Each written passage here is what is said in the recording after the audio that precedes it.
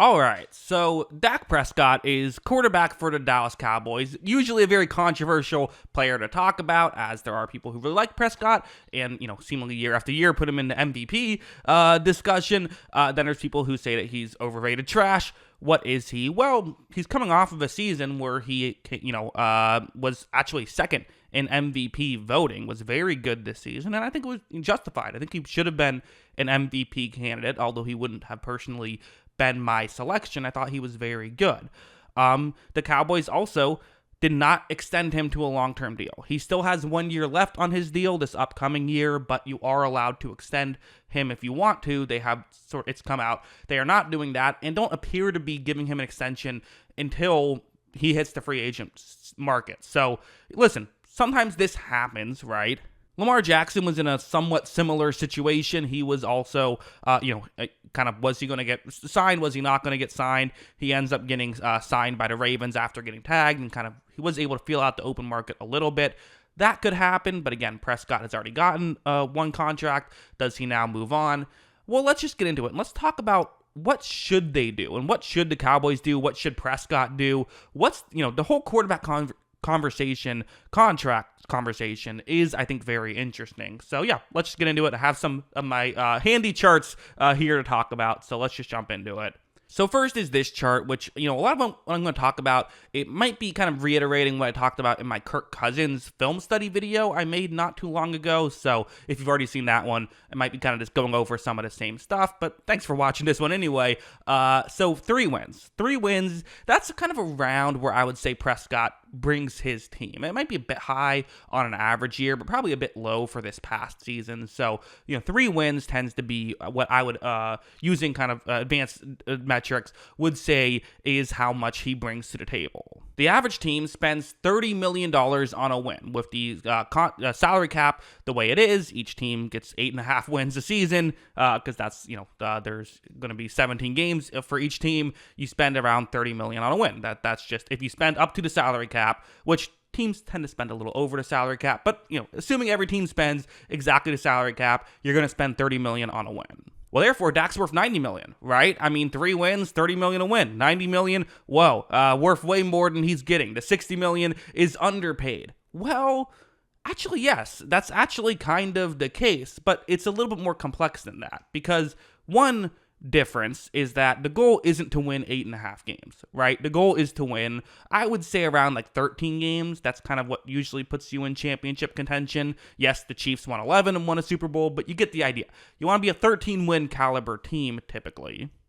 But if the goal is, 13 wins, using that ratio, Dak is still worth $59 million. I believe he's getting paid $60 million in terms of a cap hit this season, although not quite getting that in cash this season. But, looking at that, let's give Dak $60 million. This is still a perfect situation where we can, he can get that much money and he's still worth it. Again, yes and no. If the goal is to make the playoffs, it's probably going to work out. But here's the issue. Here's why it actually isn't quite that simple. Using that same ratio, Patrick Mahomes, who usually gets around 5 wins per season, is worth nearly $100 million, whereas Brock Purdy, who gets a little bit less, got a little bit less than what Prescott got last season, according to some advanced metrics, is still worth $49 million, still worth just shy of what Prescott is typically going to give you. So those are the 2 guys who were in the Super Bowl, right? One guy who's worth a little bit less than Dak, one guy who's worth a lot more than Dak. But if you look at both of their contracts, Patrick Mahomes essentially saves $48 million, and actually so does Brock Purdy, right? Because Purdy's only getting $1 million a year. So you're getting either a guy who's worth $100 million and paying him $50, or a guy who's worth $50 million and paying him next to nothing, versus Prescott, who just isn't in that area. Dak Prescott would need to be paid $11 million a year to save that $48 million metric, given, per 13 wins. That's what he would have to do. That's how little he would have to get paid, which obviously he's going to get paid way more than $11 million a year. So what do we do with this information? Well, again, some people would simply just say, well, there you have it. Get rid of Prescott, move on. And there's some logic to it, right? I mean, at the end of the day, I think it's fair to say Prescott puts you in a better situation than having the 32nd quarterback in football and paying them $1 million. But you are missing out on potential amazing contracts like a Purdy or a Mahomes because you have Prescott instead, and you only have one quarterback at the end of the day. That's the issue with a Dak Prescott. It isn't necessarily that he's not worth it, but you only get one quarterback, and there's better ways, and honestly massively better quarterbacks out there in terms of what their value is per contract than a Dak Prescott.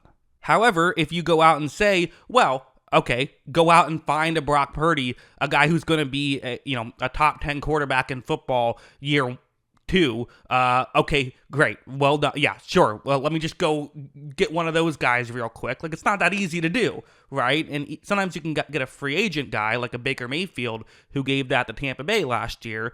But again, for every one of those, there's a bunch of guys that aren't going to aren't going to hit that way. Or you can go out and try to get an elite guy. But again, just go out and get a Patrick Mahomes. Like, yeah, well, we'll do our best. Thanks for the tip, right? Like, it's not that easy to do. So that's kind of the issue, is you might be in many ways stuck with this type of quarterback. This is why someone like Daniel Jones gets $40 million a year, because what else are you gonna do? And personally, for Dallas, like, listen, if Prescott, recaptures what he did last year and then doesn't fall apart in the playoffs, like, you might be willing to give him that big deal. If he can actually be like a top 5 quarterback in football, well, now his contract looks similar to Mahomes' is, and you actually, it still won't be quite as good as Mahomes because he's not going to be quite as good as Mahomes. It's at least more in the ballpark, which gives you a fighting chance against, the top teams in the league.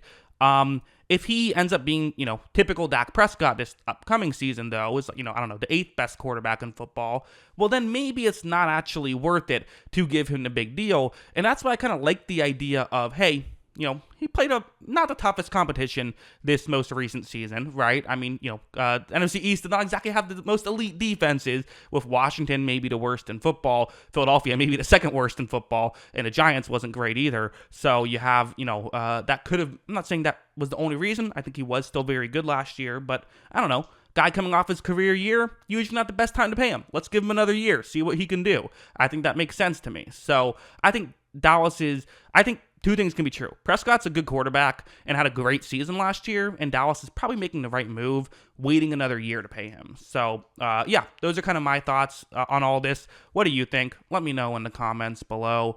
Always love hearing from you. And of course, as always, thanks for watching.